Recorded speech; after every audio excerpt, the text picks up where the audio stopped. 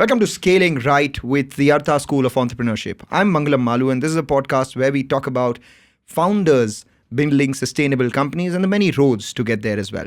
In the dynamic world of entrepreneurship, mastering the art of fundraising can actually mean navigating uncharted waters. As we navigate through unique challenges, unique market conditions, it's important for founders to understand the nuances, challenges, and opportunities that come along with raising funds. From adapting to economic shifts to leveraging emerging trends, let's explore how entrepreneurs are actually mastering the fundraising game in this rapidly changing environment. So, to discuss this with me today, I have Harsh Saraf, who is the co-founder and COO at Key Venture.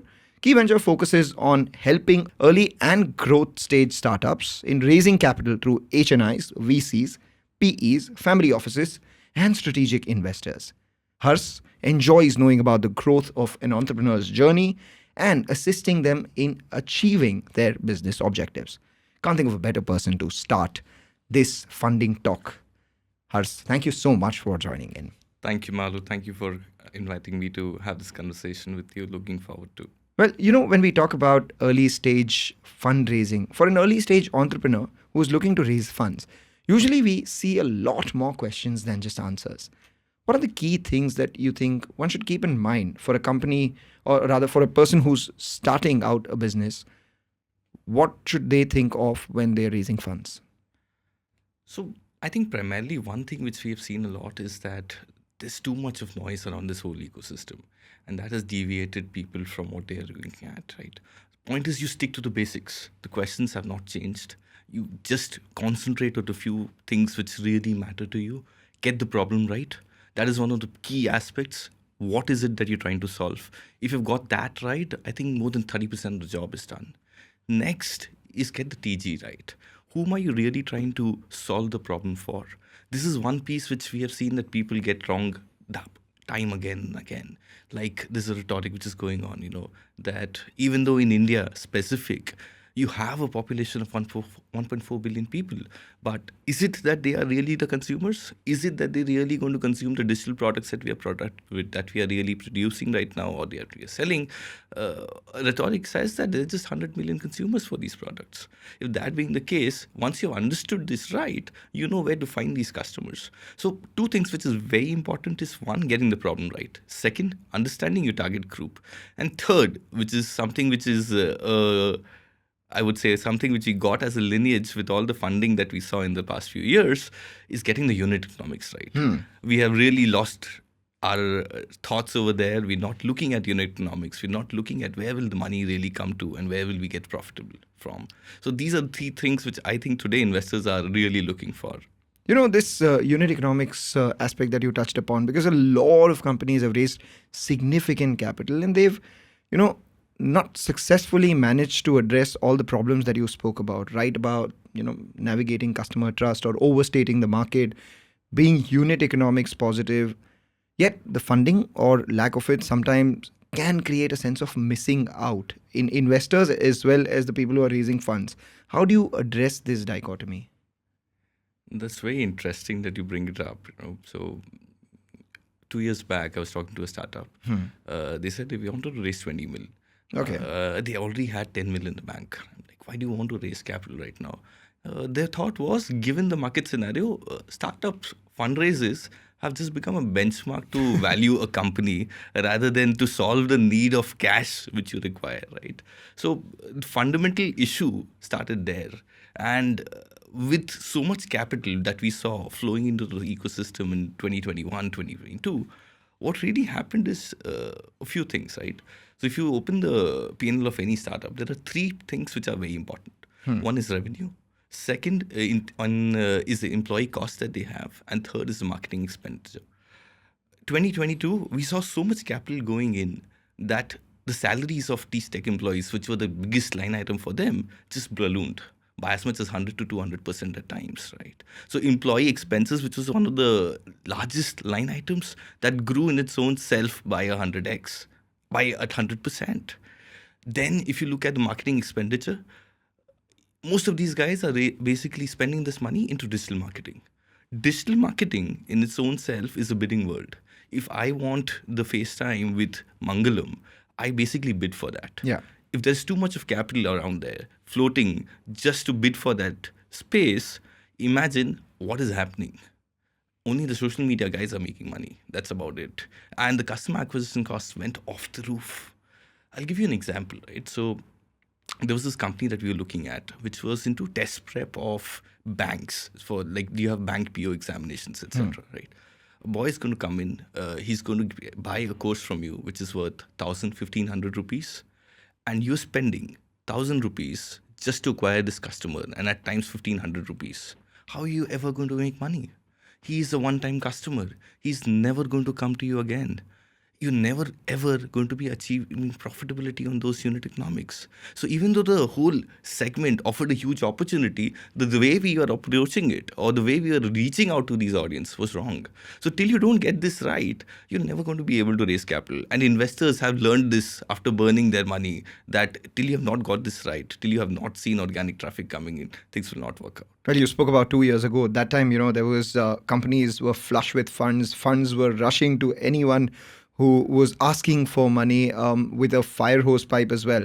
But now, as we speak, there are talks of funding winter. There was data that told you that, in 2023, the money that went to startups was at a 5-year low itself. This year, we had only 2 unicorns as against many that we had in the previous couple of years as well. So how do you look at the real picture of how private capital is being allocated today?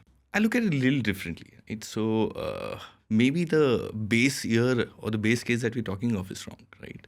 If you look at, if you go a little before in history, 2017, 2018, 2019, average capital which was invested in the private markets was approximately $25 billion. Today, the private equity market which we have, there's a dry powder of $20 billion in the funds which are housed in India. And if you include funds which are focusing on India, this number can be 2x. So is there a dearth of capital? Answer is no. But what we saw in 2021, 2022, over $60 billion being invested, $70 billion in 2022, if I'm not wrong. With that much capital going in, if you're going to compare it with that, that's not going to work. The reality is, as you rightly said, people are getting money. Whoever raised their hands was getting money at that point of time. But that had to change. What we have today is startups who have had built good businesses, who know what the unit economics are looking like. There's enough capital available for them. There's no dearth of them. Just like we just spoke, for unit economics, right? So what we see today, the biggest challenge which startups are facing is that they're coming back or coming out of the overhang of 2022. If I pick up their current P&Ls, what I see is a huge fat when it comes to employee cost, a huge customer acquisition cost, which is not giving comfort to investors. Now, in the last 6 months, or last 12 months, the rhetoric across all boards, all the clients that we have, everybody was told, hey, you need to get profitable. People started to slim down over there. And that is why now you would see that a lot of capital will start coming in, because they have already proven that the unit economics is working out for them. They're doing the right things now. And hence we see that there's a good time which is coming in. But yes, capital will only go to somebody who is doing the right things. Capital will not go to anybody and everybody like it happened in 2021, 2022. This is the new normal. You have to fight for the capital. All right, this is the new normal. So let's go back to the basics then. Say, for instance, one is an entrepreneur looking to raise funds. What are the things that the entrepreneur should be sure of before going about, asking for money? See, this really depends upon what stage is the company at, right? If you're at the seed stage, the things which I'm looking for is very different. Like we said, you might not have a business, but have you really thought through the whole piece? Have you really figured out whom are you really targeting, or how are you going to approach the market?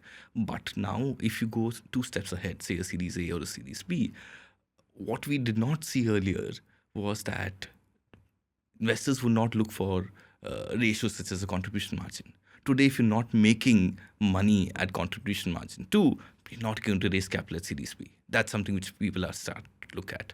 If you have not got your product market fit, things are difficult to raise capital. When I say product market fit, what I mean is that if you do not see a lot of organic traffic, if you do not see repeat customers coming in, if you're not showing those early signs at least that people are liking the product and you don't have to buy your way through revenues, that is one piece which people are really looking at. And raise capital only once you are sure what you're going to do with that capital. You cannot raise capital and then think, what are we going to do about it? So 2022 again, situation was that before you would sign the definitive agreements for a Series A, you get the term sheet for Series B. If that's the availability of capital, you're not going to be able to plan it out. But you cannot do that anymore. Okay, so when we talk about angel investment, it's one of the early funding routes for entrepreneurs. There are some angels who prefer to write small checks. There are some who prefer to write large checks. Do you think there is a missing middle in terms of angel investment opportunities and its match with the right investments? Angel investment is a very unique piece, right? The startups are not just looking for financial capital; they also want to know from you, to learn from you, to learn from experiences. Mentorship. Mentorship is something which is very important. Second is industry connects, because these are startups. Most of these startups would be first time or second time entrepreneurs who might not know the right places. And if you're basically looking at a B2B play, connects are everything, right? So that piece has to be solved. Now, if you're writing a small check of say 5 lakhs or 10 lakhs, which has become the norm across the segment, right? You're not invested enough to spend that much time with the startup. Right. On the other hand, there are some angels who come in with a large check and completely lead the round. At that point of time, you have a risk in terms of you're too concentrated in terms of your cap table, right? If that guy cannot bankroll the next round, it's a problem. Right. The reason there's nobody who's investing those smaller checks of 30 lakhs or 40 lakhs, the problem is that there is nobody to handle them. These are guys who are in the corporate jobs. These are guys who are running successful businesses, but they really need someone who can make it as easy as public market investing, where you don't have to really go through the whole hassle, right? So this piece really can give a lot of capital, and with capital, the mentorship and the connects and every aspect which entrepreneur is really looking for. But you really need this asset class to grow. So if you look at the US, right, I was talking to an investor. He says, we are basically working in tech companies. We come together, we decide, hey, this looks like a good idea. Let's try it out. Let's put in some money behind it. We all put in, say, 50K or 100K USD behind this particular startup and see if this can really bring together, right? Easily, they can raise 500K or $1 million in capital at seed or Series A level, seed stage very easily. And they get the support because these are guys who have done it. But that is not happening in India. So, this support that you're talking about, the lack of this institutional support that you're talking about, what do you think can happen, in your opinion, can shift this? Make it simple. Make it really, really simple. See, if I have to today invest in, say, Reliance Industries, all I have to do is log in, buy the shares, and I'm done. I might do some research behind it, might do all the due diligence behind it, but it is just going to be through maybe talking to a few people, doing some desktop research, etc. But when you talk about angel investments, right, there's a whole barrage of things that has to be taken care of. There's due diligence, there's documentation, there's first of all screening, because you're talking about investing out of a pool of 100 companies, you need to pick up maybe 1 or 2 companies, right? And if you're an angel investor, a typical angel investor who's invested in more than, say, 40, 50 transactions, is bombarded with 10 to 20 proposals every day. How do you remove the noise from this whole situation is very, very difficult. So what these guys really need is somebody who can manage this for them, who can help them find the right opportunities. VC funds are doing a fundamentally very beautiful job over there. Micro VCs, which are recently mushrooming all across the country, they're doing a wonderful job of supporting these early stage startups, giving access to these early stage startups to these HNIs. But there's still a lot of these guys who really want to get more involved, who want to put in direct equity into these businesses and help them grow. That can happen only if there is somebody who can really make it easy. The only thing which they need to take care of, once you put in money, help the startup grow. Everything else is going to be taken care of by someone else. Could you give us a couple of examples where, there are specific metrics that people should be looking at when they're assessing these companies across sectors? I'll take an example which we all have recently heard of, right? Mamaearth just went for an IPO. D2C sector in its own self, it saw a lot of traction in the last few years, right? Let's talk about it at different stages and what are people really looking for in such. If you talk about a seed stage D2C company or somebody who's just started out, few things which I really like to look at is where is the traffic coming for? How much are you paying for this traffic? What is the customer acquisition cost? One particular aspect which has become very important these days is return to origin, RTO ratios. Basically, it's a leaky bucket that you have bought a client has ordered from you, but he's returning it. And in early stage, we have seen that this leaky bucket can be as high as 66 to 70%. Wow. So every three out of three people who have ordered from you, two are will return the returning your product. product.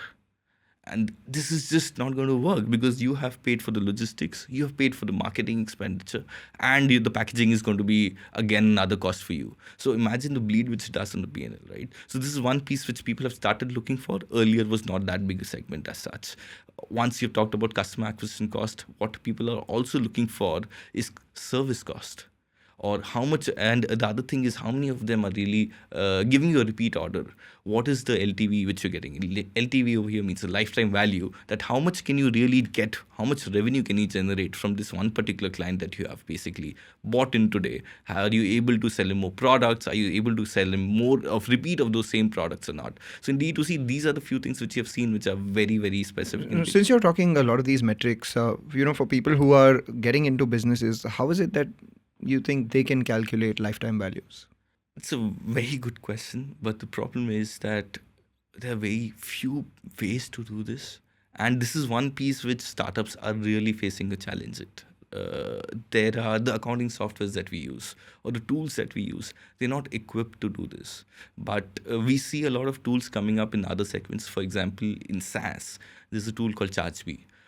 Beautiful product, beautiful product. A startup gave me access to his ChargeBee piece, and I realized that they could track every metric which mattered to them automatically. It was a dashboard, and it actually helped them increase revenue by good 10 to 15% within a few months of implementation, because the insights which they got from the portal, the insights which they got in terms of the ratios, that who is basically renewing, who's not renewing, they could reorient their marketing strategies. They could refine their TGs better, and that really helped them a lot. So now that we've spoken about some of the numbers, let's talk about the qualitative aspects of it. And this is, according to me, one of the most important things when we're looking at seed stage funding or early stage funding itself, which is governance. That's become an important barometer for investment evaluation. At a time when there is a lot of valuation which is being chased, a lot of funds chasing people, etc. Startups, entrepreneurs can perhaps, misstate a lot of the numbers to chase that valuation goal that they have. What do you think startups can do to address these requirements during the DD stage or due diligence stage itself? And what is it that investors can do to, again, eliminate these concerns at the start? Don't misstate numbers. That's a simple answer, isn't it? Yeah. See, I think what's more important is to understand the problem here, right? There are two problems.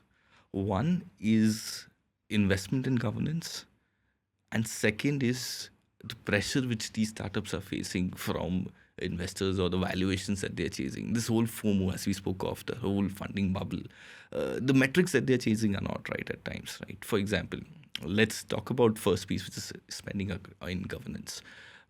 Most startups, when they start out, they would not have an advisor, be it a tax advisor, be it a finance advisor, anyone. What we have seen is whoever is invested in these particular services, these services pay for themselves. If you're spending 1 lakh on an advisor, he'll save you more than 1 lakh in fees or fines that you're paying to the government. That's something which you've seen across the board. So not investing in that, that's a cardinal mistake which you should not do. Get a good advisor, because the fact is that we undervalue these startups. You're basically building a company which is going to go from zero to, say, a 10 crore or 20 crore across 2 or 3 years. If you're looking at chasing that high growth in a traditional business, if you're basically running a 10 crore business, do you know how much support these guys really have? They have a dedicated team doing all of this. It's just that over here, we grow so fast that we don't give a lot of importance to this, right? The second piece is valuation that we spoke of. The reality is that chasing these numbers for valuation does not make sense, because we have seen the problems coming up with so many of these startups where they chase numbers. They wanted to show that they can really retain those valuations, but is it really worth it? You can chase valuations, but there's something called liquidation preference, right? So this happened. I think you must have heard a lot of Yes, stories please about tell me this. about it. So it happened with a lot of companies, specifically in the COVID and just post-COVID era, right? These guys had raised a lot of capital at very high valuations. The founders did not dilute. They were very happy about it that they held like 40% of the company when they were going to get an exit Right. or go to a strategic buyer.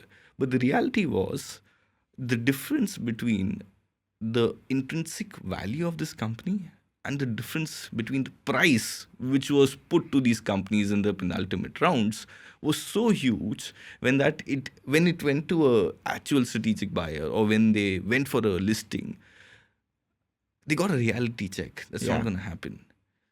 Even though the founders held 40% equity, there are times when they were left with zero money. All of the capital which came in from this acquisition went to investors. Was it really worth chasing that valuation? You might have chased the valuation number, but you might have raised a lot of capital. But the reality is, if you're not generating enough value for that, you will not get anything. So, how should one get clarity on this art, science, or what do you call it, the unknown of valuation itself? Because some call it an obligation and not just the real value of the company. How does one get clarity there? And how should entrepreneurs look at its impact as they grow? It's a very difficult question, Mangalam. I really do not know what to say about this because we see so many different thought processes today on valuation. It's tricky. But reality is that every founder knows what it's really worth, what is the actual worth of the company, right? It's only in these bull markets that you would see that the price is way too high. Most of the times, that's not the case, right? We're seeing this right now. A lot of companies who have raised capital in the bull market, they're seeing down rounds. Reality is, if you have been ascertained a certain value, whether the valuation was 100 crores or 1,000 crores, the guy still needs a 25, 35% return, depending upon what stage the guy came in, right? If it's an early stage, he's at least looking for 35, 40% return on his investment. You basically raise capital at 1,000, you do the maths what you want to give an exit at. If you cannot, it will come at your cost. It will lead to problems. You will be forced to really chase metrics which might or might not be at your best interest. But that's the piece which you took over. So when you're raising capital, what you should really understand is what is it that the investor is looking for. Not only think from your perspective, but the exit responsibility is on you. And at the time of an exit, what does he want and whether you'll be able to really meet those expectations or not. If you know that's not going to happen, this marriage was meant to not work out.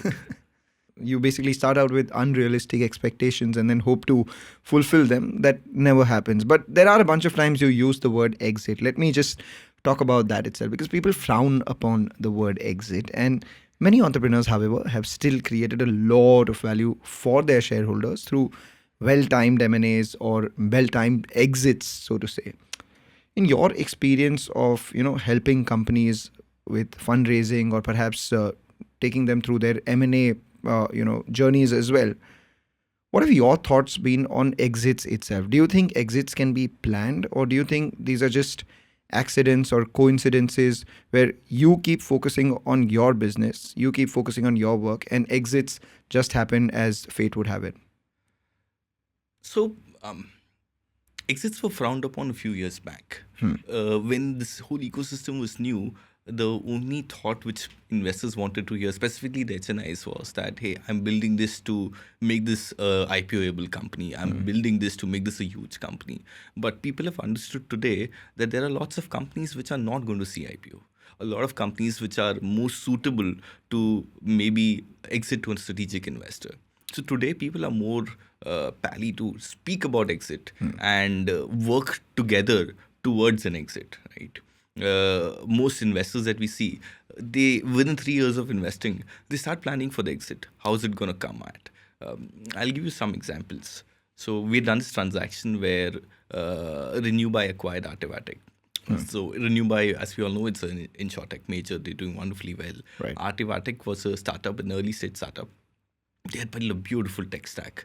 They were just a little ahead of their time. The industry was not ready to take that or accept that product at that point of time. But who really saw value was Renewbuy. So this value could only be generated because Renewbuy was talking to them more as a customer than an investor earlier. It was not a one-day journey where you just meet someone over a cup of coffee and you decide to, hey, let's shake hands and let's get together, rolling together. That does not work. If you're looking at strategic investments, if you're looking at strategic exits, it's really important that you build that relationship across a period of time. In most successful startups today, you see a role called the chief of staff role, right? Yeah. This guy is focused just on building these relationships, speaking to more and more of such strategic partners who can be clients, who can be possible exits for you in the future, and who really, and these are the guys who are actually being able to generate value for themselves. Right. Without this, it's really, really difficult, because think of it this way, right? As a buyer, I come out in the market today saying that, hey, I want to acquire a company in this stage. I'm going to talk to every startup which is there in that segment. On the other hand, if I have an existing relationship with someone, why will I do that? I might still go around, I might still check the market, but the fact is that I might just acquire him, because after acquisition, that's a bigger piece. Yeah. You have to live 3 to 5 years together. You have to build this company together. And if your cultures don't match, if your thoughts don't match, it never works out. Hey Hars, this has been incredible speaking with you. So before we let you go, any final thoughts on this entire, investing piece, from the people who have the money to fundraising piece for people who are looking for the money, and the overall ecosystem? What are your parting thoughts? This has been a staunch change in the ecosystem. What we see is a lot of semblance coming in, and it's a welcome change, to be honest. There was a segment that we saw that called late stage VCs, which had come in, right? Who were the guys who are going to give exits to all of these startups, all these investors? They have evaporated. They're not, the numbers have reduced, the check sizes have reduced. So if you want to build a successful startup, one thing which you need to make sure is get the unit economics right. The exits are going to come through private equity investments. The exits are going to come through strategic investments or IPOs. That's something which all investors are at. And from an investor's point of view, startups are doing wonderfully well. There's a lot of opportunity in this country, and that's why they're really investing into. Give it 6 more months, I think the P&Ls are going to be much, much better, and it's be more prone for investments. Perfectly all. So you think it is now polished after one cycle that it has seen Correct. of a lot of fundraising, and then thereafter the funding winter as well? 6 months, and the models will be very, very good to go. At least the profit and loss accounts that we see today, they are coming back to where they should be. And that will give a lot of comfort to a lot of these investors. Wonderful. Thank you so much, Hars. In fact, in today's competitive environment, successful fundraising, as he pointed out, isn't just about meeting financial goals. It's about aligning with the pulse of the market, understanding investor expectations, and importantly, telling a compelling story that resonates with all your stakeholders amid uncertainty. So, flexibility is your ally, innovation is your currency, and a strategic mindset is your compass. Be sure to tune in for the next episode of Scaling Right. Until then, it's me, Mangalam Malu, signing off. IVM.